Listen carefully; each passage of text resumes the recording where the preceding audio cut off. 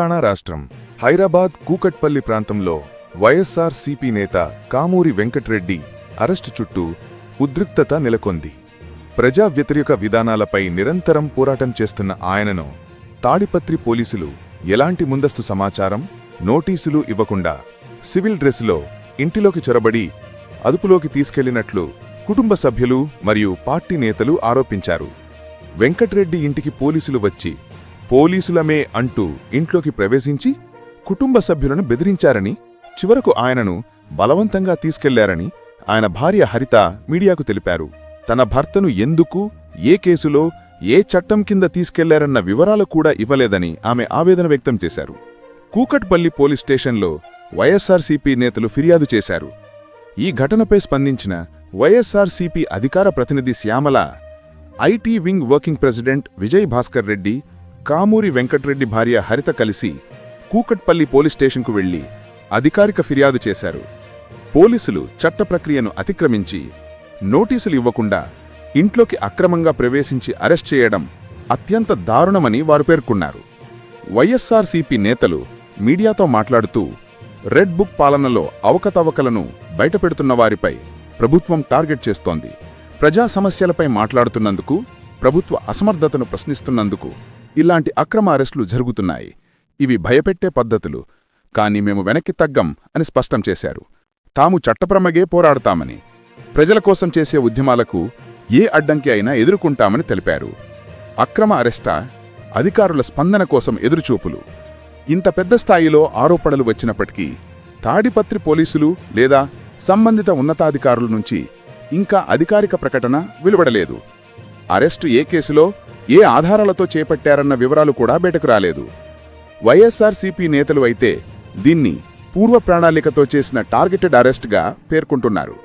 వీరి ఆరోపణల చుట్టూ రాజకీయంగా చర్చ చెలరేగింది. ఈ ఘటన రాష్ట్రంలో పోలీసుల వ్యవహారం, చట్ట ప్రక్రియ పాటించడం, పౌర హక్కుల పరిరక్షణపై పెద్ద ఎత్తున చర్చకు దారితీసింది. ముందస్తు నోటీసులు లేకుండా ఇంట్లోకి ప్రవేశించడం, కుటుంబ సభ్యులను బెదిరించడం, అరెస్టు కారణాలు చెప్పకపోవడం, ఇవన్నీ చట్టపరమైన సందేహాలకు తావిస్తున్నాయని న్యాయవర్గాలు అభిప్రాయపడుతున్నాయి. కామూరి వెంకట్రెడ్డి అరెస్టు విషయంలో పోలీసులు పూర్తి వివరాలు వెల్లడించే వరకు ఈ వివాదం మరింత రాజకీయమయ్యే అవకాశం కనిపిస్తోంది. వైఎస్ఆర్సీపీ నేతలు దీన్ని అక్రమ అరెస్టు అని చెబుతుండగా ప్రజలు, రాజకీయ వర్గాలు అధికారుల స్పందన కోసం వేచిచూస్తున్నాయి. బ్యూరో రిపోర్ట్, స్ఫూర్తి ఇండియా న్యూస్. హైదరాబాద్ ప్రతినిధి లక్ష్మణ్ చారి నివేదిక. స్టేట్ యూన్ స్ఫూర్తి ఇండియా న్యూస్. ఇది సామాన్యుని చేతిలో ఆస్త్రం. మన ఛానల్ను సబ్స్క్రైబ్ చేయడం మర్చిపోవద్దు. కూడా ప్రతిరోజు ఉదయం కామూరి వెంకట్రెడ్డి గారు ప్రస్తుత కూటమి ప్రభుత్వం చేస్తున్నటువంటి అన్యాయాల్ని, అరాచకాల్ని, వాళ్ళు చేస్తున్నటువంటి అవినీతుల్ని కూడా ప్రతిరోజు ఉదయం ప్రశ్నిస్తున్న సంగతి మనందరికీ తెలిసిందే. అందులో భాగంగానే ప్రశ్నించే వాళ్ళని అరెస్టు చేస్తున్నట్టుగానే ఈ రోజు ఉదయం కామూరి వెంకట్రెడ్డి అన్నకి తాడిపత్రి పోలీసులు అంటూ చెప్పి వచ్చి సివిల్ డ్రెస్ లో వచ్చి ఉదయం 7:30కి వాళ్ళ ఇంటి నుంచి అన్నని తీసుకెళ్ళడం జరిగింది. అంటే వితౌట్ నోటీస్ వాళ్ళు వచ్చి కామూరి వెంకట్రెడ్డి గారిని తీసుకెళ్లిపోవడము, ఇంట్లో ఉండే వాళ్ళని బెదిరించడము, వాళ్ళ ఫోన్లు లాక్కోవడము, అసలు ఏం జరుగుతోంది ఏంటి అని అడుగుతుంటే కూడా సమాధానం చెప్పకుండా వాళ్ళ పాప ముందు, వాళ్ళ భార్య ముందు, హరిత గారి ముందు కామూరి వెంకట్రెడ్డి గారిని తీసుకెళ్లిపోవడం జరిగింది. సో అంటే ఇది ఏం చెప్పాలనుకుంటున్నారు నాకు అర్థం కాని విషయం ఇక్కడ. ఎందుకంటే నిజంగా కనుక మీరు అరెస్ట్ చేయాలనుకుంటే మీరు ముందు ఒక సిఆర్పిసి నోటీస్ వాటివన్నీ ఇవ్వాలి. ఇచ్చి ఆయన మీకు సపోర్ట్ చేయకపోతే, మీకు విచారణకి రావడానికి ఆయన సపోర్ట్ చేయకపోతే అప్పుడు మీరు వచ్చి అరెస్ట్ చేయాలి. అంతేగాని మీ ఇష్టం వచ్చినట్టుగా ఎఫ్ఐఆర్ ఫైల్ అయిందేమో నిన్న సాయంత్రం 7:20 చిల్లర కల్లా ఎఫ్ఐఆర్ ఫైల్ అయింది. మరి తాడిపత్రి నుంచి పోలీసులు వచ్చాము అంటే వీళ్ళకి ముందే తెలుసా ఎఫ్ఐఆర్ ఫైల్ అవుతుందని? సో రెడీగా ఉన్నారా కార్లు వేసుకుని వెళ్ళిపోవడానికి? తాడిపత్రి నుంచి ఇక్కడికి రావడానికే చాలాసేపు పడుతుంది కదా. ఉదయం 7 గంటల 7:30 కిందకు వచ్చి సెక్యూరిటీ దగ్గర నుంచి వీళ్ళకి ఫోన్లు చేసి, అంటే ఇదంతా ముందు ప్రీ ప్లాన్ అనే విషయం ఇక్కడ మనం అర్థం చేసుకోవచ్చు అనమాట. సో ఎర్రబుక్కు రాజ్యాంగంలో జరిగేటువంటి అక్రమ అరెస్టులో భాగంగా ఇది కూడా ఒకటి ఖచ్చితంగా. అయితే మీరు మీ రెడ్ బుక్ రాజ్యాంగంలో భాగంగా చేసే అక్రమ అరెస్టులతో, పెట్టే అక్రమ కేసులతో వైఎస్ఆర్ కాంగ్రెస్ పార్టీ క్యాడర్ని, కార్యకర్తల్ని నోరు మూయిపిద్దాం అనుకుంటే మాత్రం అది ఒక అపోహ మాత్రమే అనే విషయం గుర్తుంచుకోవాలి. ఈ రోజు వచ్చిన వాళ్ళు నిజంగా పోలీసులా కాదా తెలీదు, ఫోన్లు లాగేసుకున్నారు. అడగ్గా హరిత గారి ఫోన్ వెళ్ళేటప్పుడు ఆవిడ చేతిలో పెట్టారు, మళ్ళీ ఆవిడకి వార్నింగ్ ఇచ్చారు. మీరు ఎవరికైనా చెప్తే కాన్సిక్వెన్సెస్ ఫేస్ చేయాలి. ఏం కాన్సిక్వెన్సెస్ ఫేస్ చేయాలి సార్? బెదిరిస్తున్నారా మీరు ఇంట్లో వాళ్ళని? మీరు నిజంగా ఆయన మీద కంప్లైంట్ ఫైల్ అయ్యి ఉంటే మీరు ముందు ఒక నోటీస్ సర్వ్ చేయడానికి వచ్చి అప్పుడు ఆయన సపోర్ట్ చేయకపోతే, కోఆపరేట్ చేయకపోతే అప్పుడు మీరు అరెస్ట్ చేయడం అనేది న్యాయం, ధర్మం. అంతేగాని మీరు కంప్లైంట్ ఇచ్చింది నిన్న, ఎఫ్ఐఆర్ ఫైల్ అయింది వెంటనే, సో ఎఫ్ఐఆర్ కూడా రెడీగా పెట్టుకున్నారనమాట. ఇలా కంప్లైంట్ ఇవ్వగానే అట్లా ఫైల్ చేసేయడానికి ఎవ్రీథింగ్ ఇస్ ప్లాన్. మీరు టైం చూస్తే కనుక ఎఫ్ఐఆర్ నోటీస్ లో కాపీ కూడా ప్రొడ్యూస్ చేయడం జరుగుతుంది. టైం చూస్తే everything is plan and immediate గా కార్ వేసుకుని వచ్చేసారు. అండ్ వచ్చిన వాళ్ళు ప్రైవేట్ వెహికల్ లో వచ్చారు, గవర్నమెంట్ వెహికల్ లో రాలేదు.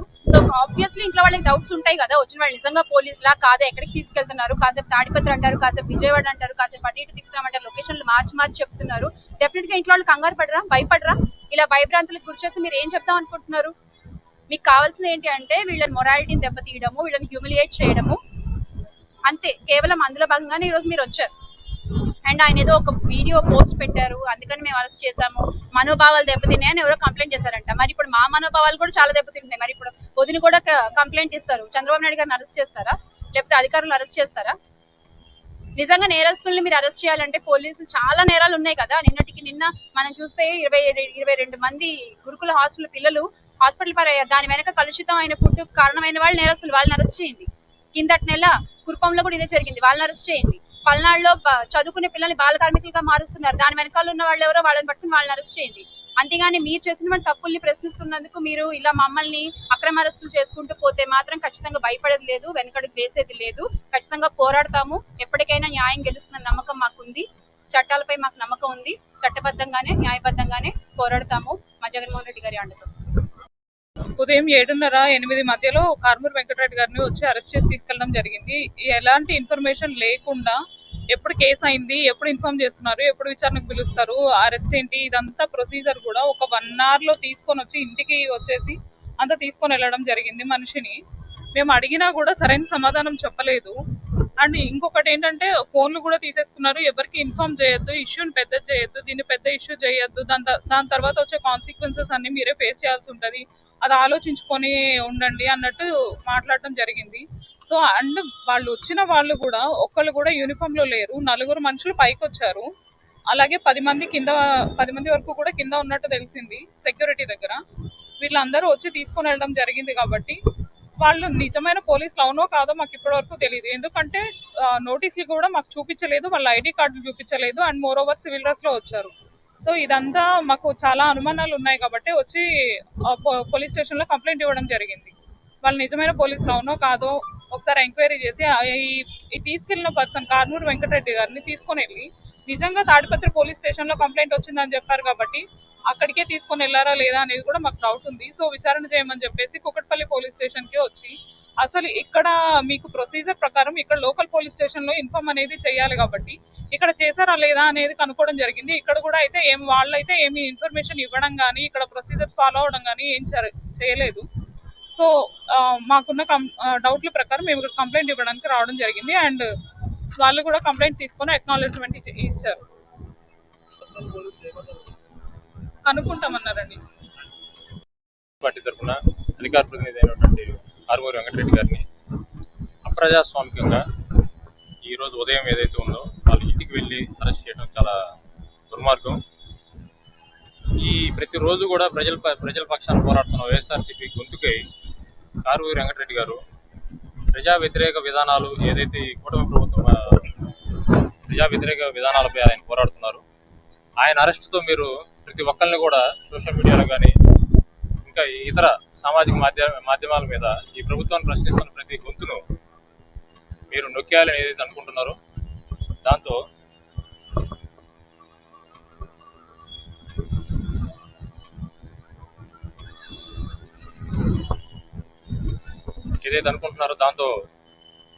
ప్రజల కోసం ప్రజల తరఫున పోరాడే వైఎస్ఆర్ కాంగ్రెస్ పార్టీలో ఉన్న ఎంతో మంది నాయకులు మరియు కార్యకర్తలు నిరంతరం ప్రశ్నిస్తూనే ఉంటారు.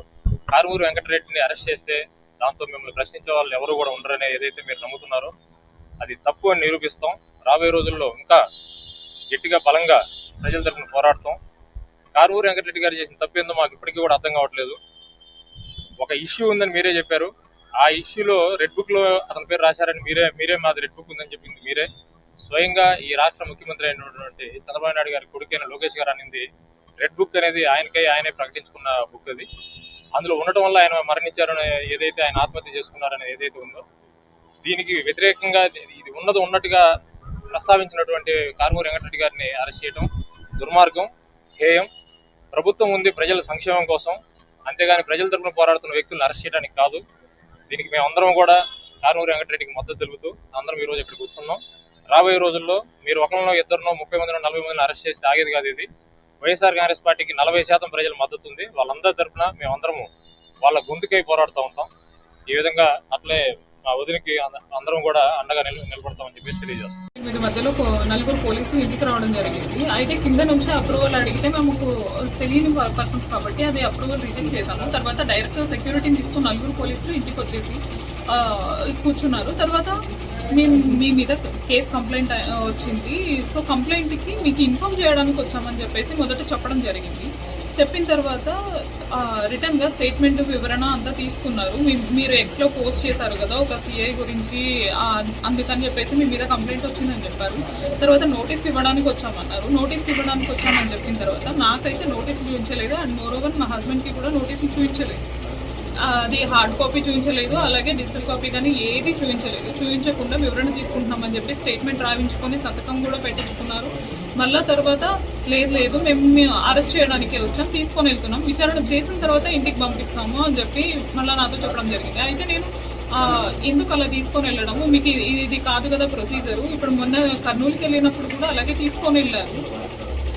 అది అప్పుడు 3 days టైం ఇచ్చారు, ఇలాగే నోటీసులు ఇచ్చి అని అడగడం జరిగింది. అయితే అలా అది వేరు ప్రొసీజర్, ఇది వేరు, మేము తీసుకొని వెళ్తున్నాము అని చెప్పి ఇంకొక పేరు బట్టలు కూడా తీసుకొని రండి, మీకు టైం పడుతుంది చాలా అని చెప్పేటప్పటికి నిజంగా మాకు ఇంట్లో టెన్షన్ వచ్చింది. అప్పటి వరకు కూడా నా ఫోను, మా హస్బెండ్ ఫోన్, 2 ఫోన్లు వాళ్ళ దగ్గరనే ఉన్నాయి, సిఏ గారి దగ్గర. సిఏ గారు చేతిలో పెట్టుకునే ఉన్నారు. తర్వాత నా ఫోన్ ఎందుకు తీసుకొని వెళ్తున్నారు, మీరు డైరెక్ట్ మనిషిని తీసుకొని ఎలా వెళ్ళిపోతారు, నా ఫోన్ కూడా ఎలా తీసుకొని వెళ్తారు, నాకేం సంబంధం లేదు కదా ఎక్స్పోజ్లతో అని అడిగితే, మీరు ఎవరికి ఇన్ఫార్మ్ చేయొద్దు, ఎవరికైనా ఇన్ఫార్మ్ చేస్తే లేకపోతే మీరు దీన్ని ఇష్యూని పెద్దది చేస్తే అందరికీ తెలియపరిస్తే దానివల్ల మీరే ఎక్కువ ప్రాబ్లమ్స్ ఫేస్ చేయాల్సి వస్తుంది అనే వర్డ్ అయితే యూజ్ చేశారండి ఖచ్చితంగా. అది ఎలా మనుషుల్ని బెదిరించినట్టు అనిపిస్తుంది కదా, మాకు భయం వేస్తుంది కదా ఇంట్లో. తర్వాత నేను మా కజిన్కి ఫోన్ చేయడం జరిగింది. అతను కిందికి వెళ్ళేలోపు కింద ఆ వెహికల్ దగ్గర నుంచి అతన్ని తోసేసుకొని మరి పోలీసులు మా హస్బెండ్ని తీసుకొని వెళ్ళిపోయారు. నిజం చెప్పారంటే ఇది ఇంట్లో వాళ్ళని కానీ మనుషుల్ని కానీ ఒక భయభ్రాంతులకు గురి చేసినట్టే అనిపిస్తుంది కదా చూసే వాళ్ళకి ఎవరికైనా కూడా. అది అలాగే అదే పొజిషన్లో ఆ బాధ అనుభవించితే అది మాకు ఎంత భయంగా ఉంటుంది. ఇంట్లో చిన్న పిల్లల్ని పెట్టుకొని ఇలాంటి పరిస్థితులు ఎదుర్కోవాల్సి వస్తుంది. ఇది ఖచ్చితంగా తప్పు. ఈ పోలీసులు దౌర్జన్యంగానే చూడాల్సి వస్తుంది.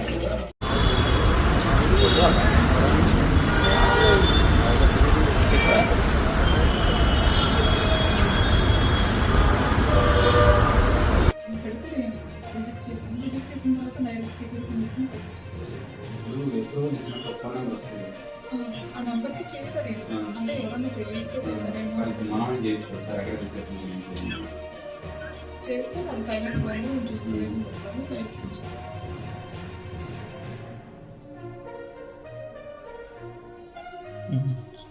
సరిపోతుంది.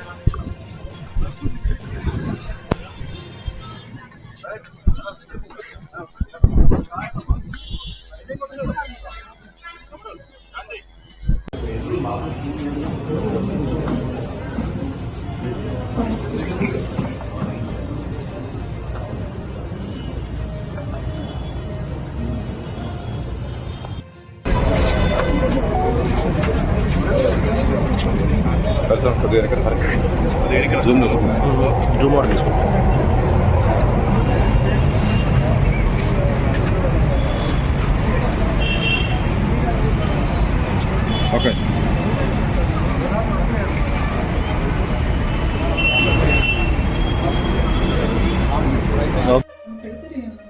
రిజెక్ట్ చేసాము. రిజెక్ట్ చేసిన తర్వాత డైరెక్ట్ సెక్యూరిటీ తీసుకుని బయటకు వచ్చేసారు. ఇప్పుడు ఎప్పుడో ఇచ్చినట్టు ఫోన్ నెంబర్ వస్తుంది కదా. ఆ నంబర్కి చేశారు ఏమో. అంటే ఎవరైనా తెలియక చేశారేమో. కానీ ఇప్పుడు మనం ఏం చేయొచ్చు సార్, ఎక్కడ చేస్తే అది సైలెంట్ బండి నేను చూసుకోలేదని చెప్పాను. డైరెక్ట్ వచ్చేసారు.